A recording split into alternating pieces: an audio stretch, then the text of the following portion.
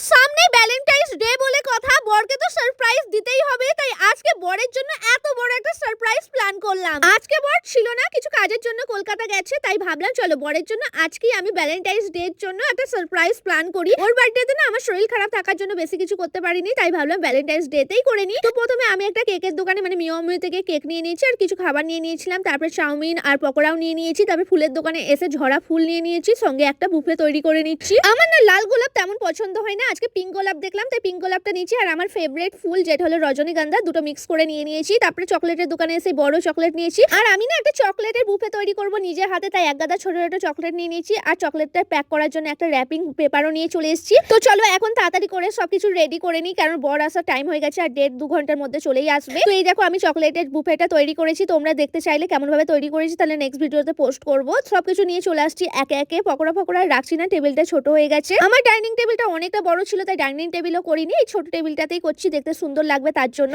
আর এই চকলেটটা না অনেকদিন থেকে কিনবো ভাবছিলাম, বর তো আমাকে গিফট করলো না, তাই আমিই বরকে গিফট করে দিলাম, তো আমিও খেতে পারবো। সঙ্গে দুটো স্যাম্পেন রাখলাম। তো আগেই বলে দিই স্যাম্পেন দুটো কিন্তু নন অ্যালকোহল, এর মধ্যে কোনো অ্যালকোহল নেই। দেখতে এইরকম গ্লিটারি, দেখতে সুন্দর লাগে বলে আমি বাড়িতে সাজিয়ে রেখে দিই। আর এই স্যাম্পেন গুলো খাওয়া যায় কিন্তু আমি খাই না, জাস্ট সাজানোর জন্য রেখে দিয়েছি। আর সঙ্গে কিছু ফুলের পাপড়িও দিয়ে দিলাম, আর দুটো ক্যান্ডেল ছিল আমার কাছে, তাই ক্যান্ডেল গুলো জ্বালিয়ে দিলাম। তারপরে দেখো আমার টেবিলটা কতটা সুন্দর লাগছে, আমারই নিজেরই অনেক পছন্দ হয়ে গেছে। টেবিলটা এতটা সুন্দর লাগছে তাই না। আমি কিছুক্ষণ সময়ের মধ্যে যতটুকু আয়োজন করতে পেরেছি করেছি। আর এই দেখো চকলেটের বুফেটা না আমি নিজের হাতে বানিয়েছি, কেমন লাগছে তোমরা কমেন্ট করে বলবে। তো দরজার কাছে আমি এই বুফেটা রেখে দিলাম, যখন ও আসবে আমি প্রথমে দেওয়ার জন্য। তো তাড়াতাড়ি করে রেডি হয়ে গেলাম, তো শুধু এবার আমার বরের আসার পালা।